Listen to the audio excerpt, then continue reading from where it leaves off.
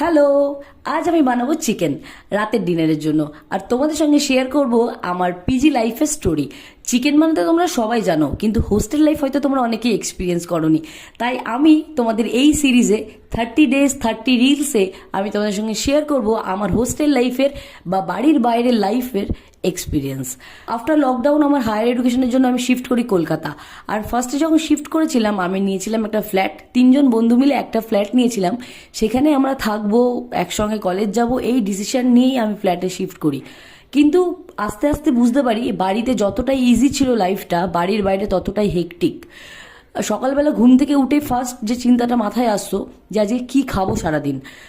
সকালবেলা ঘুম থেকে উঠে ব্রেকফাস্ট বানাও, দেন কলেজে যাওয়ার সময় আবার টিফিন বানিয়ে নিয়ে যাও, কলেজ থেকে সারাদিন কলেজ করে 5টা-6টায় ফিরে আবার রান্না করো রাতের ডিনার। তো সব মিলিয়ে কলেজে যাওয়া আসা আর রান্না বান্না দিয়েই কেটে যাচ্ছিল দিন। এতে আমার হায়ার এডুকেশনের উপর খুব প্রেশার পড়ছিল, কারণ আমার সাবজেক্ট মাস কম ছিল। তো এখানে আমাদের প্র্যাকটিক্যাল বেস সাবজেক্ট, অনেকটাই হেকটিক হয়ে যাচ্ছিল লাইফটা। দেন আমার বাড়ির থেকে বলে তুই পিজিতে শিফট কর, অন্তত খাওয়া দাওয়ার ঝামেলাটা কমলেও অনেকটা হেল্প হবে তোর। তখন ভাবি যে ঠিক আছে তাহলে পিজিতে শিফট করি। আমি যখন ফার্স্ট পিজিতে শিফট করি আমার পিজির ফুডিং অ্যান্ড লজিং দিয়ে 4100 টাকা, একটা রুমের মধ্যে 3জন, সকালবেলার ব্রেকফাস্ট অ্যান্ড রাতের ডিনার ইনক্লুডেড। ফার্স্টের দিকে খুব হেকটিক ছিল, কান্নাকাটি করতাম, বাড়ির থেকে ফোন করে বলতাম যে আমাকে নিয়ে যাও, আমি এখানে থাকবো না।